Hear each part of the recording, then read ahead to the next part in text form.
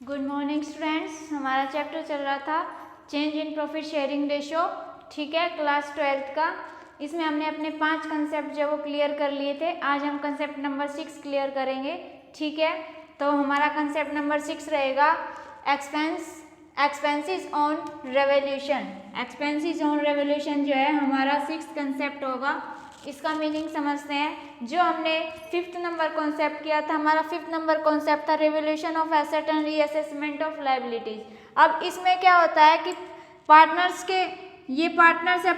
के पहले कुछ ओल्ड रेशियो होती थी, जैसे कि 1 to 3 है, फिर एक न्यू रेशियो आती थी जिसमें उन्हें अपना प्रॉफिट जो है वो बांटना होता था, ठीक है। तो अब इसमें क्या होता था कि ये पुरानी जो ओल्ड जो रेशियो है उस और जो न्यू रेशियो है, ओल्ड रेशियो को छोड़ के न्यू रेशियो में आपको बैलेंस शीट जो है आपको प्रिपेयर करनी होती थी। इसमें इस नई बैलेंस शीट प्रिपेयर करने के लिए आपको क्या करना होता था, लायबिलिटी की कुछ रीवैल्यू पता करनी होती थी और एसेट की कुछ रीवैल्यू जो है पता करनी होती थी। तो बैलेंस शीट में जो आप रीवैल्यू को पता करते हो, यानी ठीक है, बैलेंस शीट की जो भी रीवैल्यू है, जो रिवाइज वैल्यू थी, उसको जो पता लगाते हैं, अब उसको पता लगाने में जो आपको खर्चा लगेगा, रिवैल्यू को पता लगाने में जो खर्चा होता है, वही हम आज पढ़ेंगे कि एक्सपेंस और रिवैल्यूएशन, यानी कि आपको जो इस वैल्यू को पता लगाने में आपका जो खर्चा रहेगा वो उसकी कुछ एंट्री होगी, ठीक है। तो वो एंट्री कैसे होगी हम वो देखेंगे, ठीक है। तो केस 1 देखो, expenses are borne by firm and paid by firm. इसमें क्या है कि expenses are borne bye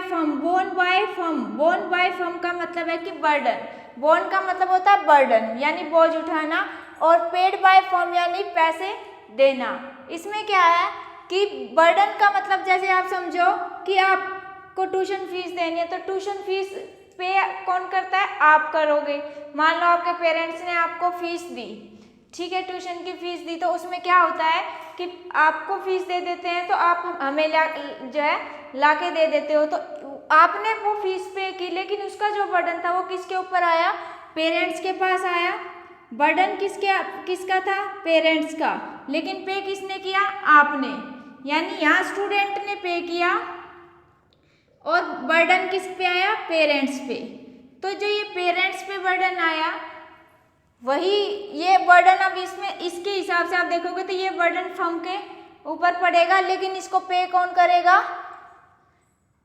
born by firm, और पेड बाय पार्टनर आएगा यहाँ पे, ठीक है, पेड बाय पार्टनर, इसको पार्टनर जो वो पे करेगा, ठीक है। और बोर्न बाय फर्म उसको क्या करेगी, बर्डन उसका फर्म के ऊपर होगा, यानी पैसे इसके होंगे फर्म के और पे कौन करेगा, पार्टनर, ठीक है। अब इसकी एंट्री क्या होगी, revaluation account debit to cash या फिर बैंक अकाउंट, ठीक है। तो रिवैल्यूएशन अकाउंट डेबिट क्यों हुआ, क्योंकि आपका जो खर्चा है, हमारा जो बर्डन है वो खर्चा हमारा जो है वो हुआ है, और टू कैश बैंक, इसमें से क्या है कि आपका पैसा जो है वो कम हो गया, इसलिए आपने ये एंट्री की revaluation account debit to cash या बैंक अकाउंट डेबिट, ठीक है। उसके बाद expense are borne by partner और पेड बाय फर्म। इसमें क्या है, अब की बार जो पार्टनर है वो क्या करेगा, बोर्न यानी बोझ उठाएगा, और पेड कौन करेगा अब की बार, फर्म, यानी अब की बार स्टूडेंट कौन रहेगा, फर्म, और पेरेंट्स कौन है, पार्टनर, ठीक है। तो इसमें इसकी एंट्री क्या होगी, partners capital account debit to cash या बैंक अकाउंट, ठीक है। तो अब की बार पार्टनर ने जो है वो किया है, बर्डन जो है पार्टनर का है, तो पार्टनर आपका क्या हो गया, डेबिट हो गया, यानी पार्टनर से पैसा क्या है, लेना है, और टू कैश या बैंक आपका पैसा क्या हुआ है, कम हुआ है, ठीक है। पार्टनर का पैसा कम हो गया, इसलिए हमने इसको क्रेडिट कर दिया, और पार्टनर्स को पे करना है इसलिए इसको हमने डेबिट कर दिया, ठीक है। तो इसकी जर्नल एंट्री ये होगी। और next case 3, when remuneration is paid to partner.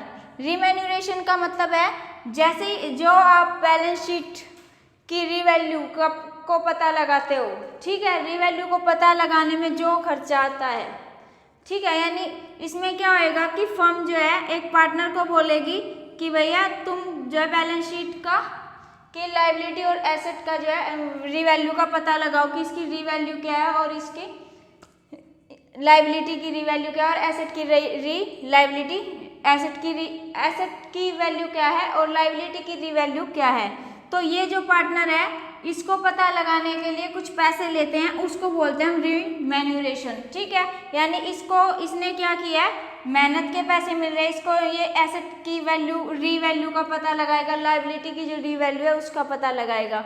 ठीक है, तो when remuneration is paid to partner को पेड करेगी कौन, फर्म।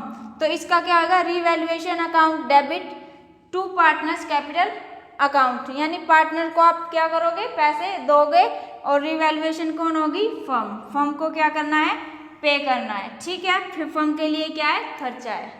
नेक्स्ट देखो, in the above case entry for actual expenses will be pass separately according to either case और case 1। इसका क्या मतलब है कि आपको केस 1 और केस 2 के अकॉर्डिंग जितना खर्चा होगा उसी के अकॉर्डिंग आपको जो इनकी सेपरेट एंट्री करनी है। ठीक है, उसके बाद देखो केस नंबर 4 में क्या कह रहा है, partner is paid remuneration including expense.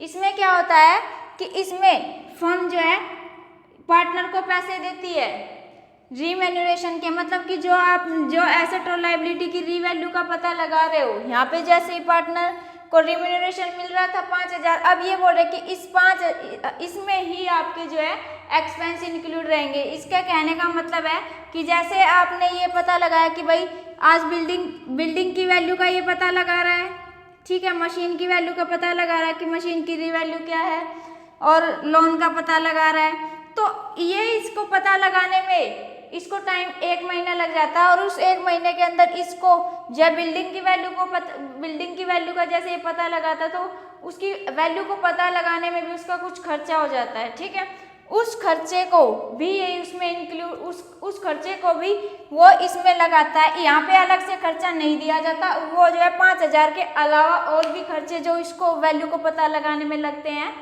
वो भी मिलते हैं। ठीक है, लेकिन इसमें क्या कह रहा है, इसमें कह रहा है कि आपको वो खर्चे भी इसी में इंक्लूड है।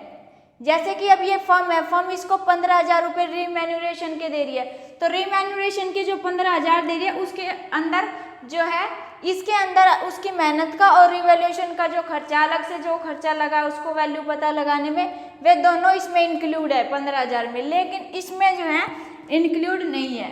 ठीक है, इसको अलग से मिलेंगे 5,000 के अलावा, लेकिन इसको एक बार जो पैसा दे दिया उसको इसके अलावा इसको और एक्सपेंस का खर्चा नहीं मिलेगा, वो ये इस पार्टनर जो है खुद ही इसका भुगतान करेगा।